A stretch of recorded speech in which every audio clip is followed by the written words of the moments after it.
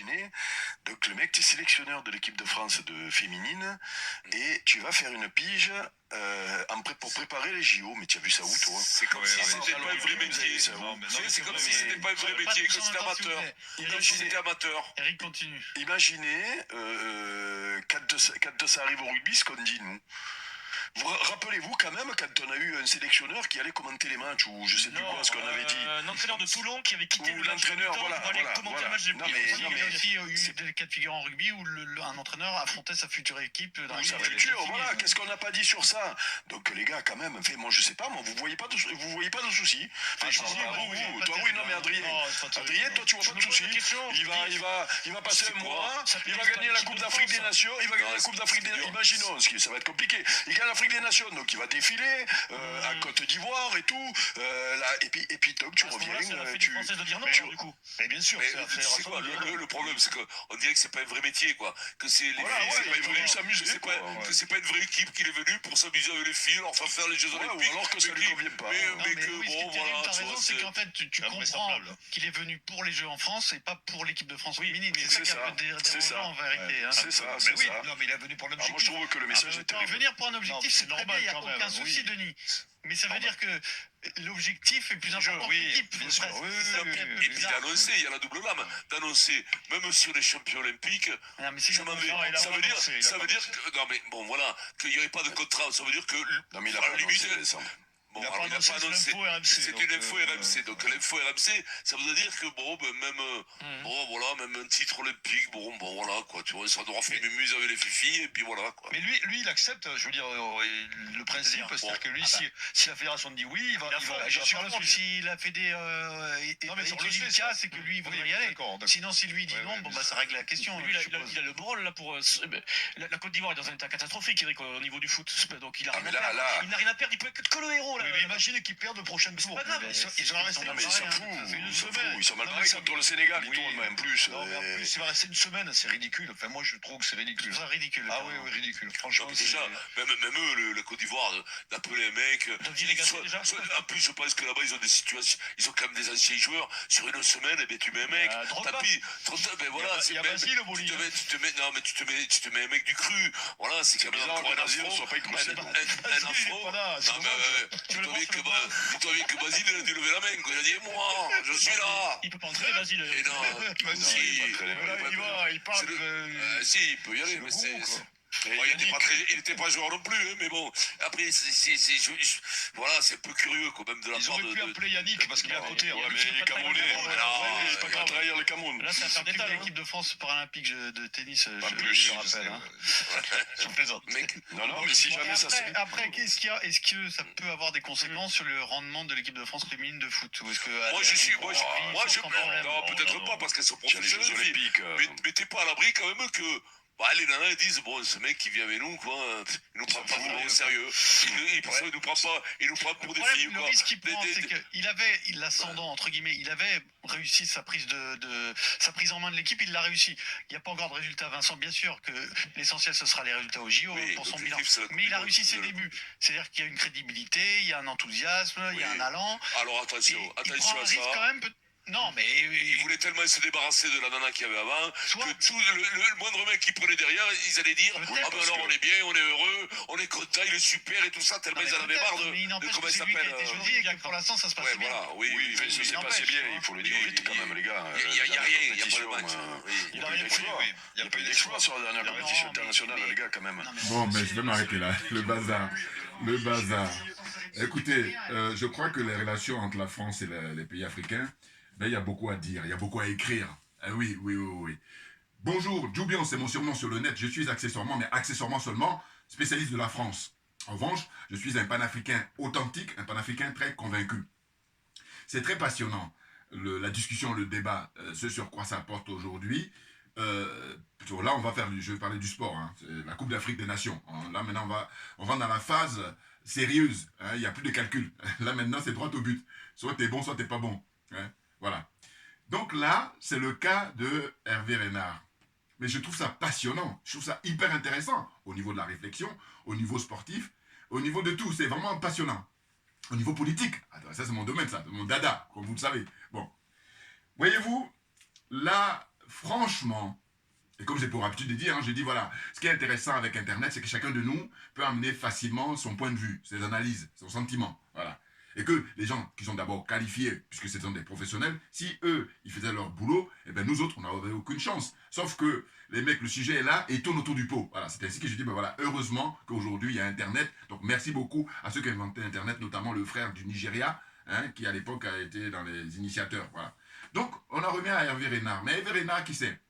Hervé Renard, c'est un ancien joueur, footballeur professionnel français, donc il n'a pas trop brillé en tant que footballeur, mais en tant que sélectionneur, il est très très bon. Bon, il a montré ses preuves, comment dire ça, il a un palmarès très très fort, très historique. Il a gagné 2 fois la Coupe d'Afrique, si je ne me trompe pas, dites-moi si je me trompe. Je crois d'abord avec la Zambie et ensuite avec la Côte d'Ivoire, voilà, dans 2015 pour la Côte d'Ivoire. Bon. Et c'est ainsi que les dirigeants actuels le rappellent. Mais vous savez quoi?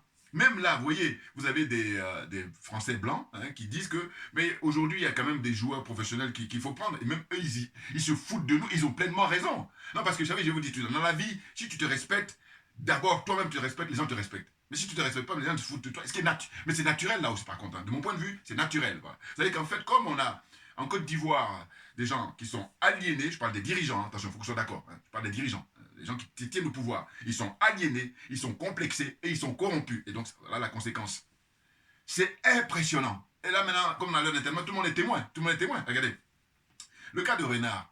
Mais Renard, dans ce cas-là, il aurait fallu le contacter en amont. Mais bien entendu. Avant que la Coupe d'Afrique ne démarre, par exemple. Mais c'est vrai qu'il a déjà signé avec, comment on appelle ça, la Fédération française de football, qui l'ont contacté. Bon, je vais revenir là-dessus, parce qu'il y a des gens qui n'ont pas vu ma vidéo passer. Sinon, j'avais déjà parlé du rapidement. En fait, de mon point de vue, je trouve déjà que c'est... en fait, les Français, je vous dis, quand je suis accessoirement, mais seulement accessoirement spécialiste de la France, en réalité, il y a des gens beaucoup plus qualifiés que moi, tout naturellement. Mais il se trouve que quoi? Il se trouve que si on fait un classement, il y a des gens, ils ne pourront même pas disputer les présélections avec moi, parce que j'ai compris beaucoup de choses. Regardez mes arguments à chaque fois que je fais des analyses. Quand je dis que voilà, là, en l'occurrence pour le cas de Renard, là, prenez les grands commentateurs, tout ce que vous voulez. Moi, ce que je vais dire là, vous allez voir que rares personnes vont faire cette approche-là. Et c'est pour ça que je trouve que c'est très intéressant, parce que je dis, c'est vous, en tant que, comment dire ça, spectateur, en tant que citoyen, en tant que, comment dire ça, public, voilà, vous appréciez. Et vous êtes libre, vous êtes chez vous, vous avez votre soit télévision, soit votre portable. D'ailleurs, n'hésitez pas à vous abonner parce que j'approche les 9000. Donc, il faut y aller là. Partagez au maximum, c'est le service que vous pouvez me rendre. Moi, je donne mon point de vue, puis vous, en retour, vous avez juste à faire des pouces, à partager. Voilà, c'est tout ce que vous avez à faire. Ça ne coûte rien du tout. Voilà. C'est du donnant-donnant pour l'équilibre. Dans la vie, il faut qu'il y ait un équilibre. Quand il y a déséquilibre, c'est là où il y a problème. Voilà. Donc, au fond, ce que je disais, c'est quoi? C'est que, en fait, Hervé Renard, de mon point de vue, le fait qu'on l'ait appelé, parce que c'est la Fédération française qui a pris contact avec lui, compte tenu de son palmarès. Il a entraîné un peu partout, pas mal, beaucoup de pays africains, c'est sûr, puis même aussi en Arabie Saoudite. Enfin, bon, il a roulé sa bosse, comme dirait l'autre, et puis bon, mais il a beaucoup de, comment dire ça, il a beaucoup de talent, voilà, en tant que sélectionneur. Maintenant, quand on l'a appelé ici, c'est pour entraîner justement les femmes, les footballeuses. Et je ne vous cache pas que moi, quand maintenant je me déplace la plupart du temps, c'est pour aller regarder le football féminin. Parce que je dis, elles font beaucoup moins de chichi. Voilà. Moi, les choses sont claires. Moi, je connais le foot parce que je l'ai pratiqué. Donc voilà. Autant le basket, je ne peux pas faire trop le malin ou d'autres. Mais le football, j'ai pratiqué, je suis un gaucher. Quand je dis ça, je précise ça, c'est-à-dire que les gens savent. Un gaucher, soit t'es bon, soit t'es pas bon. Voilà. Il n'y a pas de milieu. Voilà. Donc moi, quand j'étais un gaucher, voilà. Donc, enfin, je suis des gauchers quand je joue au foot, voilà. Bon, donc, comprenez. Bon, mais moi, je me suis dit quoi? Je me suis dit, mais regardez, comme il méprise l'Afrique, ce monsieur, moi, j'aurais voulu qu'on le prenne pour remplacer Didier Deschamps, par exemple. Même si c'est vrai que Deschamps, il a un palmarès lourd, puisqu'il a gagné la Coupe du Monde. Et c'est pas donné à n'importe qui. Après Aimé Jacquet, en France, Didier Deschamps, il le suit. Voilà. Mais je dis, pourquoi la Fédération française de football ne prend pas Hervé Renard pour entraîner les hommes? Voilà. Comprenne qui veut, comprenne qui peut. Ça, c'est mon côté. Je vous dis, je suis sûrement spécialiste de la France, c'est-à-dire que j'ai trop compris leur fonctionnement. En réalité, c'est parce qu'ils méprisent les Africains. C'est pour ça que, parce que vous comprenez bien, le niveau du football féminin, même s'il a beaucoup progressé, il n'est pas encore au niveau du football masculin. On est d'accord. Voilà. Et c'est ainsi que je dis, ils auraient appelé Renard, Hervé Renard, pour le mettre comme entraîneur de l'équipe de football masculin, hein, l'équipe de France de football, voilà. Là, j'ai dit, voilà, ils nous respectent. Mais comme ils ne nous respectent pas, ils le mettent au féminin. Voilà.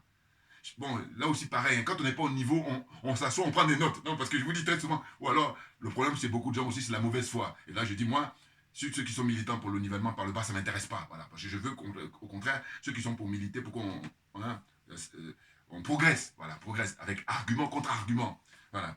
J'espère que je me fais comprendre là. Je veux dire que, en fait, le choix de la Fédération française à l'époque de recruter Renard pour venir, et d'ailleurs, ils ont fait un coup d'État contre la dame qui s'occupait de comment on appelle ça, l'équipe de France féminine, hein, voilà. Elle était très très bien. Simplement, ils ont fait un coup d'État. Et c'est ce que je ne supporte pas chez eux. C'est qu'en fait, ils peuvent dire aux gens de manière élégante, de manière correcte, respectueuse, mais ils ont trouvé des prétextes et puis la pauvre, elle s'est fait virer. Mais elle n'est pas la seule. Pareil pour le président de la Fédération de football français. Hein, bon, là, je ne vais pas trop m'attarder, mais je veux dire, je les connais trop. Enfin, j'ai trop compris leur fonctionnement. Voilà. Donc, pour revenir à Hervé Renard, par rapport à le fait qu'il soit contacté par la Côte d'Ivoire, simplement la Côte d'Ivoire a pris une bonne branlée, un chicoté, là, les Guinéens équatoriens, là, 4-0. Voilà, Bérésina. Et du coup, comme on a des gens qui ne sont pas compétents, qui ne sont pas qualifiés du tout dans le domaine dans lequel on est, hein, parce qu'ils sont bons peut-être dans leur domaine. Parce que j'imagine que ce monsieur-là, qui est président de la Fédération ivoirienne, il a déjà un métier auparavant. Voilà. Mais comme ils savent qu'au football, hein, quand tu viens t'occuper de football, il y a beaucoup, beaucoup d'argent et il y a le prestige. Football, c'est l'argent d'abord, et après le prestige, il vient après. Voilà. Surtout eux en tant que président de fédération. Donc il y a beaucoup d'argent. Puis il y a un pouvoir. Vous voyez? Bon. Donc, ils ne sont pas à leur place. Donc ils font n'importe quoi. Mais parce que là, à l'époque, j'ai fait aussi des vidéos par le passé en expliquant que normalement, ils auraient dû laisser Didier Drogba prendre la place, comme le Cameroun a pu faire en laissant la place à Samuel Eto'o. Même si c'est vrai que Eto'o, il a fait des coups enfin, quel coups. En tout cas, il s'est battu pour avoir cette place-là, parce que lui aussi, c'était pas donné. Bon. Mais, en Côte d'Ivoire, Didier Drogba est beaucoup plus timide que Samuel Eto'o. De mon point de vue, hein. Voilà. Parce qu'il ne faut pas être timide quand tu arrives à ce niveau-là. Il faut y aller. Et Eto'o, justement, quand on regarde les images, rappelez-vous, quand il y avait la désignation, hein, la désignation du président de la Fédération camerounaise de football, eh ben, on a des images où on voyait bien qu'il ne se laissait pas faire. Voilà. Il ne se laissait pas marcher dessus. Tout le monde a son tempérament. Je crois que Didier Drogba n'a pas ce tempérament-là. Donc voilà. Mais cela dit, il y a aussi le fait que je pense qu'il a bénéficié de l'onction, hein, l'onction de Paul Biya et compagnie. Hein, voilà, ils ont quand même. Alors que Drogba, contrairement à comment on appelle ça, Samuel Eto'o, en Côte d'Ivoire, M. Ouattara, il n'a pas l'intention de lâcher quoi. Il lâche rien, M. Ouattara. Ah oui. Et c'est terrible. C'est terrible. Vous savez pourquoi? Parce que j'ai dit, si on observe que Drogba, par exemple, il soutenait Gbagbo, il soutenait le président Gbagbo, on peut comprendre. Mais là, jamais Didier Drogba a montré qu'il soutenait le président Gbagbo. Peut-être son père. Mais lui-même, il s'en foutait. Au contraire, il est plutôt du côté de M. Ouattara et son épouse, puisque, voilà, lui, il est plutôt dans la démarche de, voilà, bon, c'est son choix, il est libre. Mais ce que je veux dire par là, c'est que, normalement, M. Ouattara ne voulait pas que Didier Drogba occupe le poste.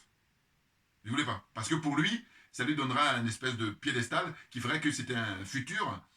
Il peut, voilà, quand tu réalises, si tu marches, enfin, si ça marche en tant que président de la fédération, ben, comme il est adulé par rapport à son talent, hein, son palmarès, eh ben, il peut avoir des chances de dire, bah, tiens, moi, pourquoi ça m'intéresse? En fait, ça m'intéresse de faire comme Georges Weah. Georges Weah, c'est-à-dire que candidat pour être président de Côte d'Ivoire. Par exemple, bah oui. Ouais. Mais non, donc M. Ouattara, tout ça, avec son équipe, ils ont analysé, il est hors de question. Il veut personne, il lâche rien. Déjà, ceux qui sont de son côté, ça dépend.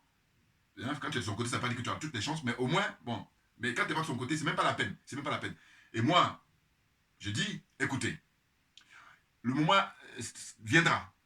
Là, dans un peu de temps, on va fermer la parenthèse de M. Alassane Dramane Ouattara. On va fermer la parenthèse. Voilà, c'est une parenthèse. Tout comme au Cameroun, fermer la parenthèse de Paul Biya. Tout comme au Togo, fermer la parenthèse de fils Yassine Bella. Hein? Au Gabon, c'est pas encore fermé la parenthèse Bongo, parce que celui qui est au pouvoir, c'est le cousin. Voilà. Donc pour moi, quand je dis fermeture, c'est au Mali, voilà, on a fermé la parenthèse de la France-Afrique. Vous comprenez ce que je veux dire, hein? Au Burkina Faso, on a fermé la parenthèse de la France-Afrique. Hein? On est en train, parce qu'on n'a pas encore sorti du CFA, on n'est pas loin. Hein? Au Niger, pareil, fermé, on est en train de fermer. Voilà, on va dire, voilà, ce qu'il faut dire plutôt comme formulation, c'est on est en train de fermer. Voilà. Alors que les autres là, non, la France-Afrique, elle est toujours. Voilà. Et c'est même la France-Afrique qui nous conduit à quoi? Qui fait que, bon, ils ont pris 4-0. Et là, tout d'un coup, il y a eu le peuple qui s'est révolté, hein, qui est en train de montrer son mécontentement, en disant, faut arrêter de nous humilier à ce point-là. Voyez, parce que vous avez rasé les maisons des gens, vous avez fait n'importe quoi, et c'est pourquoi? C'est pour arriver à ce résultat-là?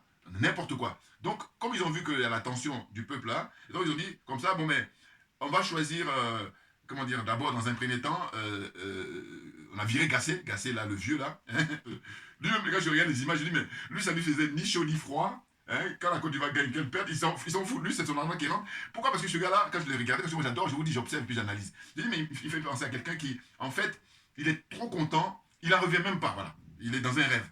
Parce que il est en train d'entraîner quoi, on dit en France? Il a entraîné à Strasbourg, dans lequel il a entraîné, il faut gagner le niveau. Il a entraîné Bordeaux, il faut gagner le niveau. Voilà. Parce que quand tu entraînes, c'est pas une chose, c'est une chose. Mais ben, il faut savoir quel est le classement de l'équipe. Voilà. Hein. Donc, il n'a pas le niveau pour entraîner une équipe nationale. Voilà. Oh là, la Côte d'Ivoire l'a recruté.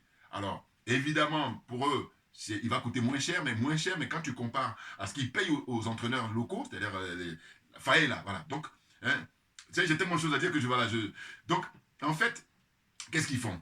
Bon, ils ont viré Gassé là, hein, en disant que c'est sa faute, hein, voilà, normal. Mais les gens me demandent la tête de l'actuel président de la fédération ivoirienne. Et c'est lui qui est responsable, évidemment, évidemment. Bon. Donc lui, pour éviter les dégâts, enfin en tout cas, il fait payer le pot hein, à Gassé, l'entraîneur français. Bon. Et quand on remplace Gassé, tout de suite on dit, bon voilà, son adjoint, c'est Emers Faye. Emers Faye, qui est un jeune frère, bon, je ne vais pas trop me prononcer parce que voilà, j'ai un lien très fort. Bon. Eh ben, il est désigné, hein, officiellement, hein, ça a été envoyé dans tous les médias, que c'est lui qui remplace Gassé hein, pour s'occuper de l'équipe de France, enfin l'équipe de Côte d'Ivoire, excusez-moi, les éléphants de Côte d'Ivoire, voilà. Donc, Emers Faye. Mais Emers Faye, il faut savoir que, très brillant joueur, hein, il a joué à FC Nantes, il a été formé à Nantes, et ensuite il est parti à Nice. Bon, le pauvre, et il n'a pas eu de chance parce qu'il s'est blessé, voilà. Sinon, garçon... que je connais beaucoup, hein, bon, je ne vais pas trop me prononcer parce que, bon, en tous les cas, hein, je connais beaucoup. Bon. Et ben, très intelligent, très, comment dire, très calme, adorable, voilà, adorable, hein, voilà, bonne éducation. Bon. Et donc, manque de chance, il s'est blessé. Suite, il n'était pas blessé, vraiment très grand milieu de terrain. Et puis, bon, voilà, quand il a joué FC Nantes, il a bien brillé. Après, il a joué à Nice, hein, voilà, OGC Nice. Bon. Voilà, je rigole parce que quand je dis OGC Nice, je pense tout de suite à un sketch qu'il avait fait à l'époque, comment il s'appelle Guy Bedos. Je sais pas, pour ceux qui s'y connaissent. Guy Bedos, il a un sketch OGC Nice où il dit voilà, bon, en fait, je m'arrête là, je vais faire ma parenthèse, allez faire des recherches. Mais c'est pour ça que j'en rigole, en fait. Donc, Emers Faye, on lui dit voilà, on annonce partout que c'est lui qui remplace Gassé pour être le sélectionneur de l'équipe de Côte d'Ivoire, les éléphants, pour aller affronter maintenant en huitième de finale hein, le Sénégal.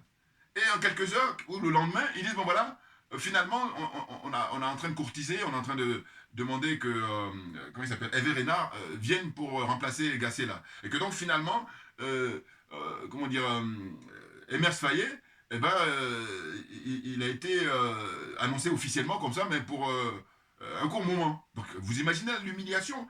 Tout le monde est humilié dans cette histoire-là. Même ceux qui font des démarches-là de faire n'importe quoi, ils sont humiliés aussi. Mais simplement, eux, ils sont sans foi ni loi. Voilà. Ils n'ont aucune morale. Aucun. Ils n'ont pas de morale. C'est ça. C'est pour ça qu'on en est là. Bon. Donc, ce que je voulais dire, c'est quoi?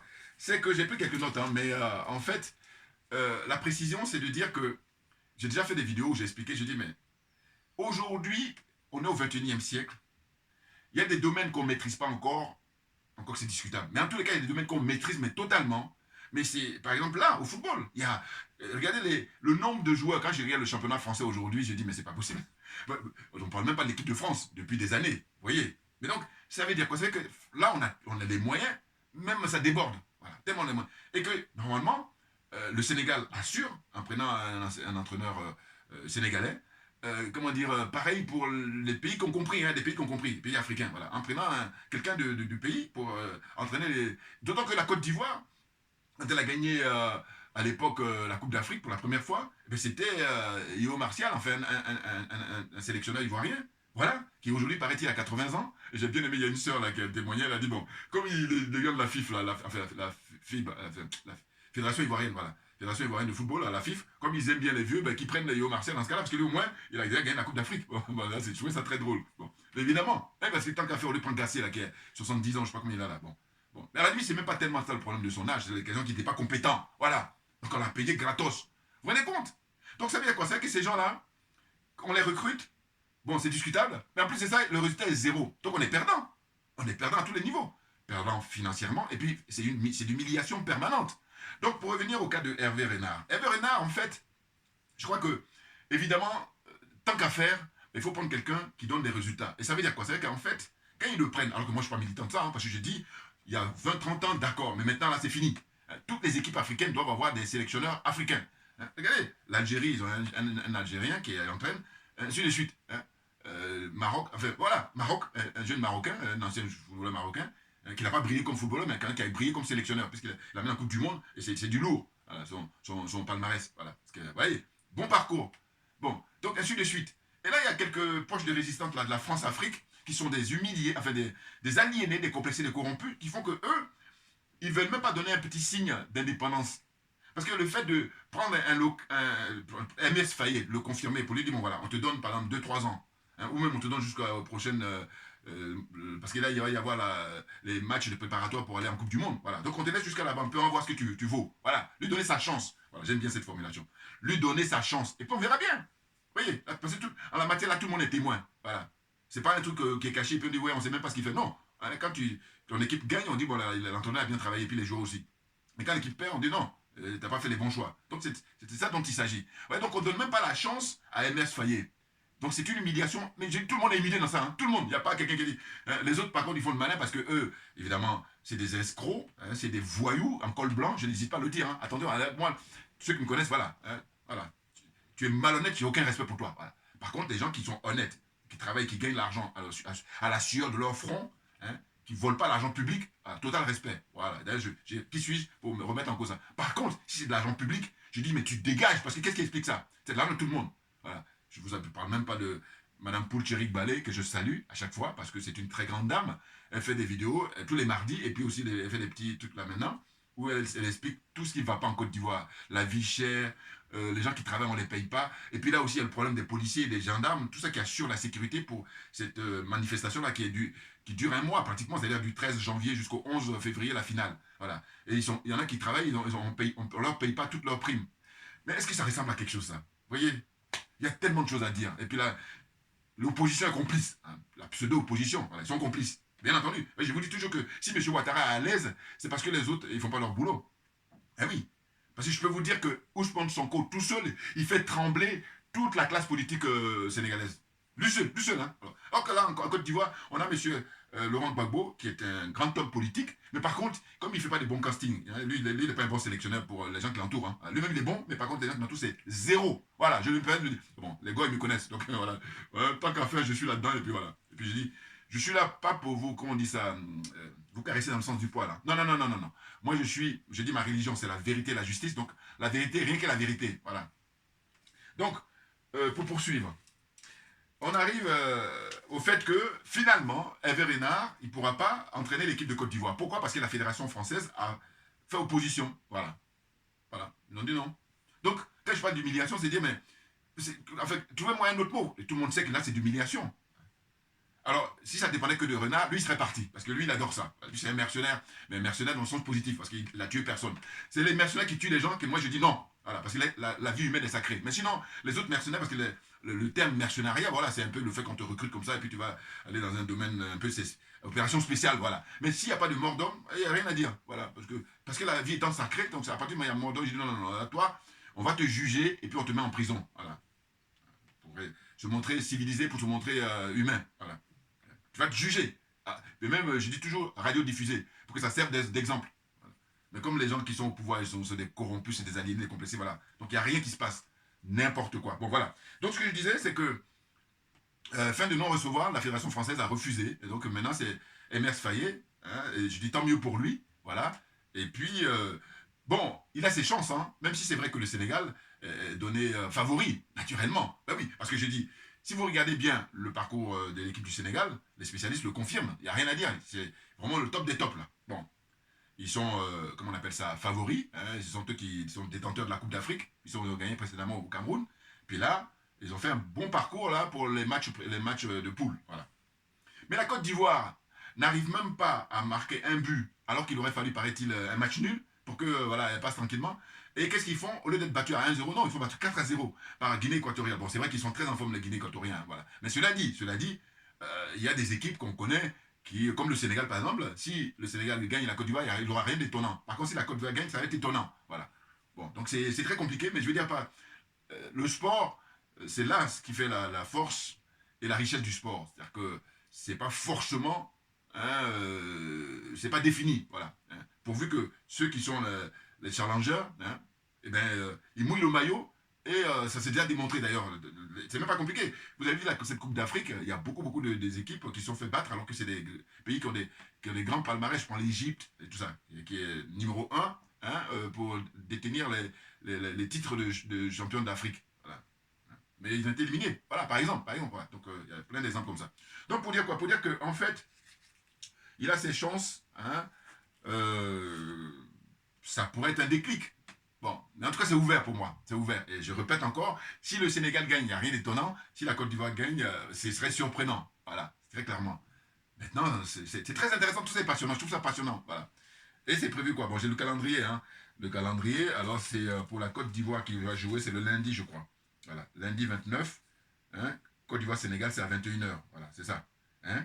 Et puis, moi, en ce qui me concerne, j'ai dit, mais mon équipe, mes deux équipes, c'est le Burkina Faso et puis le Mali. Ah oui, oui. Ah, ben, ce qu'on appelle ne pas perdre le Nord. Ah oui, non, non. Mais oui, parce que je vous dis, j'avais souhaité auparavant qu'ils puissent se rencontrer en finale. Ça aurait eu de la gueule, mais voilà, ça c'est les problèmes des tirages au sort. Donc ils se croisent maintenant en quoi? Ils se croisent en 8e de finale, ce qui veut dire que, ce qui est intéressant, c'est que, quoi qu'il en soit, il va y avoir un pays de l'AES, hein, les pays, les États du pays du Sahel, hein, Mali, Burkina et Niger. Bon, donc il y a les deux. Sur 3, il y en a 2. C'est énorme qui ont participé à la Coupe d'Afrique. Là, voilà. Donc, il va y avoir obligatoirement soit le Burkina Faso, soit le Mali, comment dire ça, en quart de finale. Voilà. Donc, quand on arrive en quart de finale, ça veut dire qu'on est à deux tours là pour arriver en finale, puisque après quart de finale, demi-finale, puis on arrive en finale. Voilà. Mais, moi, personnellement, je trouve que le Mali, ce serait bien. Bon, le Burkina, ils sont bons techniquement, mais ils jouent arrêtés. Quand j'ai regardé le match, ils ont joué leur match là précédemment, même les journalistes me le disaient, ils disaient, mais le football en cours, eux ils s'arrêtent. Enfin, on a l'impression que c'était un match de gala ou c'était un match amical. C'est ça ce que je reproche à l'équipe du Burkina, qui sont très techniques et tout. Non. Bon, alors, peut-être que maintenant ils vont pouvoir changer, mais il serait temps, hein. Ah oui, non, parce que si vous voulez gagner la Coupe d'Afrique, c'est pas en jouant comme ça là, dans les matchs de poule, hein, n'importe quoi. Voilà, c'est ce que je reproche hein, à l'équipe du Burkina Faso. Mais sinon, techniquement, ils sont très bons. Bon. Alors, donc, lecture les notes que j'ai prises, mais il n'y a pas grand chose, hein, parce que j'ai déjà dit tout. Hein. Voilà, c'est ça. Donc, voilà, c'est les points que je ne notais pas, j'allais oublier. Ouais, voilà, heureusement que j'ai noté.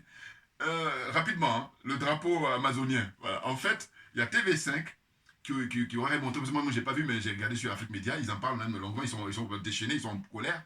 TV5 aurait montré le drapeau amazonien, hein, c'est le nord-ouest et le sud-ouest du Cameroun, là, les anglophones qui se révèlent, enfin, qui demandent leur indépendance, voilà. Donc, la chaîne française TV5, eh ben, ils ont mis, au lieu de mettre le drapeau camerounais, ils ont mis... Je dis, mais en fait, tout ça est calculé, bien évidemment. Non, attendez, c'est fait exprès pour humilier les Camerounais, voilà.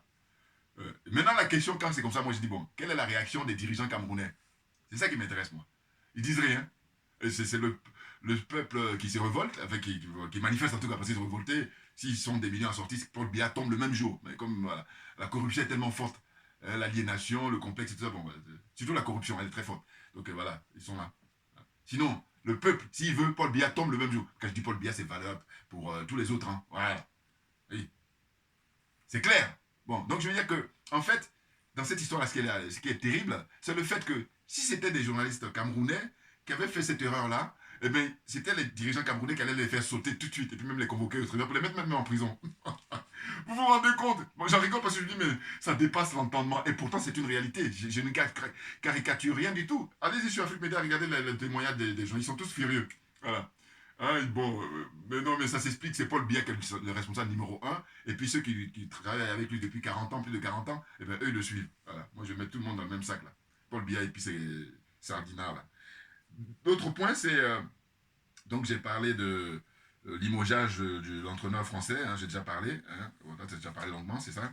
Et puis, la rencontre entre le Mali et le Burkina Faso, voilà, donc j'ai déjà aussi parlé. Et... voilà, c'est ça. Pour terminer, bon, Doumbouya, il s'est fait nommer général, voilà. Oh là là là. Mais lui, il est vraiment la caricature, hein, ce monsieur. Hein? Vous voyez, puis ça montre plus c'est un sérieux. Pourquoi? Mais parce que, regardez, franchement, vous voyez bien que le jeune capitaine au Burkina Faso, il reste capitaine et puis il garde sa solde de capitaine. Il aurait pu prendre maintenant comment on appelle ça, le salaire, les indemnités de président. Non, il a gardé son salaire en tant que capitaine. Premier point. Au Mali, c'est pareil pour... comment on appelle ça, le colonel Assimi Goïta. Voilà. Son Excellence Assimi Goïta, hein, il a gardé son titre de colonel, et puis voilà. Et puis au Niger, bon, mais le Niger, c'est un général. Voilà, hein, Tchani est le général depuis, il n'a pas attendu de... Oh, Doumbouya, il n'est pas sérieux.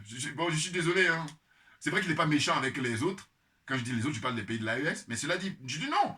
Tu es l'héritier de... Enfin, comment dire... ouais, j'appelle les enfants, les petits-enfants de Ahmed Sékou Touré. C'est toi-même qui dois être avant-gardiste, là. Bon, les Français, ils l'ont mis. Voilà, tout s'explique. Voilà, mais là, on n'est pas sur l'auberge. Mais bon, c'est pas grave. Enfin, quand je dis c'est pas grave, je dis que... Mais c'est terrible d'assister à ça. Lui, c'est la caricature, mais permanente, voilà. Depuis qu'il a pris le pouvoir, regardez, ses tenues, son allure, enfin... Puis maintenant, la dernière nouvelle, il s'est nommé général. Oh, c'est pas sérieux, voilà. Parce que c'est pas ça qui nous intéresse. Ce qu'il faudrait, faut faire comme les frères du Mali, les frères du Burkina Faso, les frères d'armes d'ailleurs, et ceux du Niger. Fais comme eux. Hein, la France dégage, tu fais partie de tout, tu coupes les liens, et puis tu travailles sérieusement avec la Russie. Et là, ça a de la tenue, c'est du sérieux. Autrement, là... Oh là là là là. Enfin, bon, je ferai une vidéo où je vais revenir sur les autres là, c'est-à-dire les militaires qui sont au pouvoir au Gabon, Doumbia lui-même, je les mets dans le même, un peu dans le même sac là. Et puis au Tchad, hein.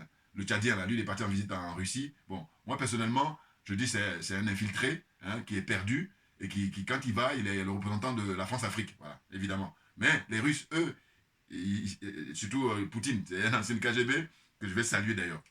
Je répète pour terminer ma vidéo, Poutine, c'est l'homme providentiel d'abord pour son peuple, et l'homme providentiel pour tous les pays africains qui veulent se libérer de l'impérialisme, du colonialisme et de la France-Afrique. Voilà, jamais fini.